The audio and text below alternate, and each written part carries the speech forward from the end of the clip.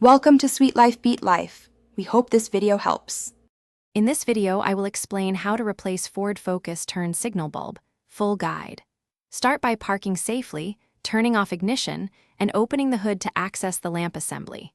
Remove the retaining screws and gently pull the housing forward to reach the bulb socket. Twist the socket counterclockwise, pull the old bulb straight out, and insert the new bulb securely. Test the signal before reassembling the housing and closing the hood. Start by laying out your tools and parts on a clean surface so nothing gets lost. Use gloves to keep oils off the new bulb and a soft cloth to shield paint. Confirm the bulb number matches your car's requirement by checking the owner's manual or the old lamp. Work with a flashlight if needed and keep screws in a small container. Take your time and follow the steps calmly for a safe replacement. If you found this walkthrough helpful, please subscribe and like today to support more simple car repair guides and to help others find the video. Quick recommendation: stay hydrated on the job with the Owala water bottle you see here.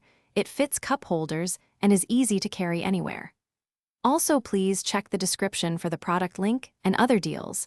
Then now let's get back to the video. With the housing exposed, take each step deliberately to avoid breaking tabs or scratching paint. Remove visible screws and clips, then ease the assembly forward until the socket is accessible. Grasp the bulb socket, twist counterclockwise, and gently pull it free to expose the bulb. Replace the old bulb with the new one, ensuring a snug fit and clean contacts. Reinsert the socket, secure the housing, and test turn signals before finishing.